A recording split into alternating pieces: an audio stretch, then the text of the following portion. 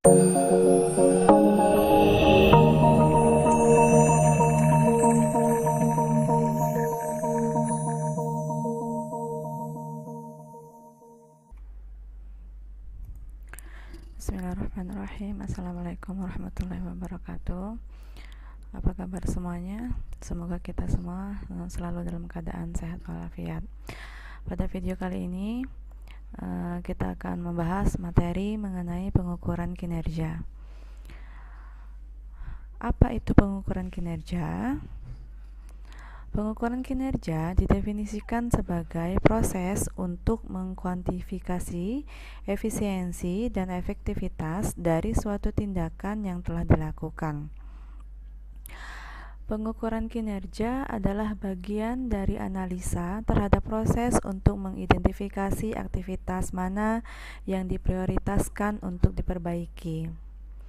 Menurut pandangan tradisional, pengukuran kinerja adalah memonitor kinerja bisnis dan mendiagnosa penyebab dari masalah. Fungsi utama dari pengukuran kinerja adalah untuk mengontrol operasi dalam organisasi. Nah, berikutnya pengertian pengukuran kinerja menurut para ahli. Yang pertama, menurut Yuwono tahun 2002, definisi pengukuran kinerja adalah proses pencatatan dan pengukuran pelaksanaan pencapaian misi lewat hasil yang diperlihatkan berupa proses, produk, atau jasa. Menurut Bambang Wahyudi tahun 2002, pengukuran kinerja juga diartikan sebagai ilustrasi sistematis mengenai kelebihan dan kekurangan individu atau kelompok. Menurut Henry Simamora tahun 2004, pengukuran kinerja yaitu mekanisme yang digunakan perusahaan atau organisasi untuk memberikan penilaian pada kinerja seorang karyawan. Sedangkan menurut Mahmudi tahun 2010, pengukuran kinerja ialah proses evaluasi kemajuan pekerjaan pada pencapaian tujuan dan target yang sudah diputuskan, meliputi informasi mengenai ketepatan, pemakaian sumber daya, dan penghasilan mutu barang atau jasa, serta kesetaraan antara kinerja dengan sasaran, juga keefektifan tindakan dalam menggapai tujuan. Nah, itu definisi pengukuran kinerja menurut para ahli. Selanjutnya, ciri pengukuran kinerja menurut Garpers tahun 2005. Ciri yang pertama yaitu pengeluaran biaya tak lebih besar dibanding manfaat yang akan diterima perusahaan.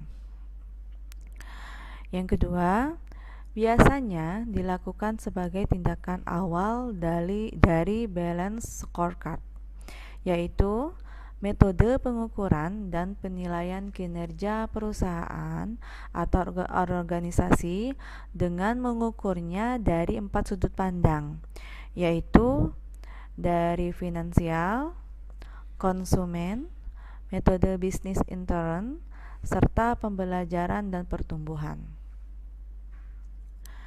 Ciri yang berikutnya yaitu berkaitan langsung dengan tujuan yang telah ditetapkan.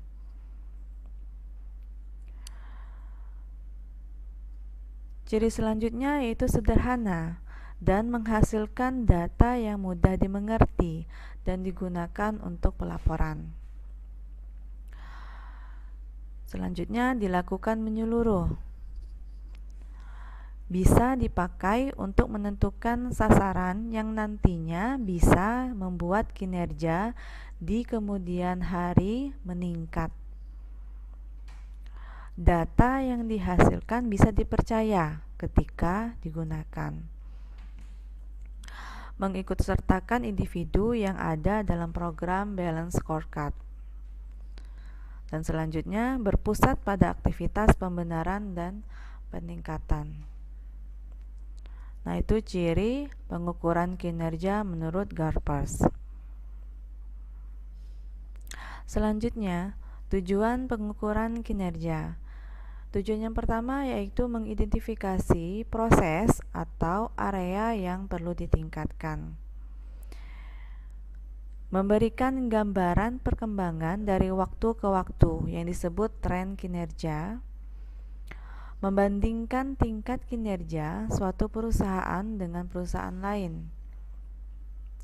Tujuan berikutnya, menilai apakah proyek peningkatan yang dimulai atau yang telah selesai memang benar-benar atau akan membawa hasil.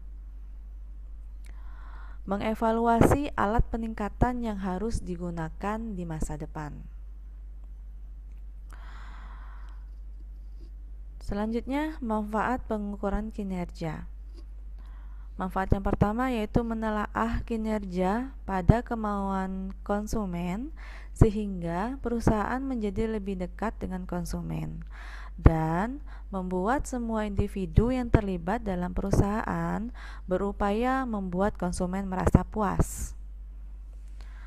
Manfaat yang kedua, mendorong karyawan untuk memberikan pelayanan gelang rantai pelanggan dan distributor intern.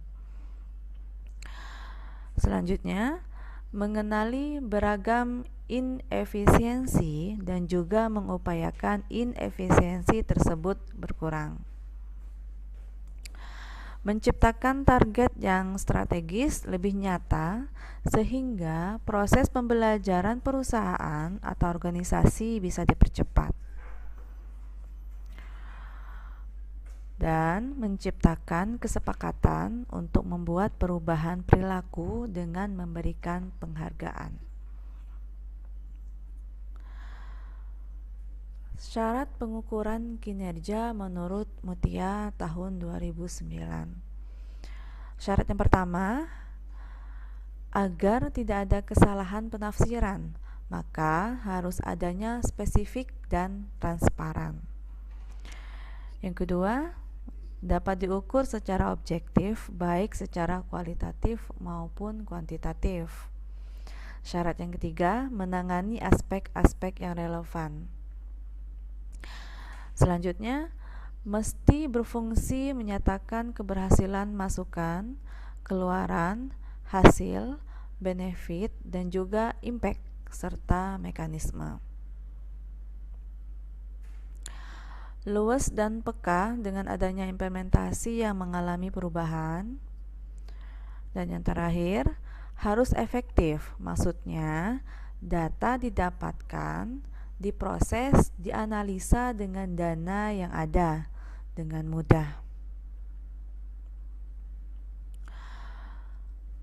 Selanjutnya, syarat pengukuran kinerja menurut Mulyadi.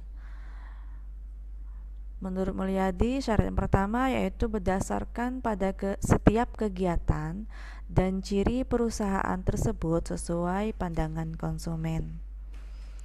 Yang kedua, pengulasan semua kegiatan dengan menggunakan ukuran kinerja berdasarkan validasi pelanggan.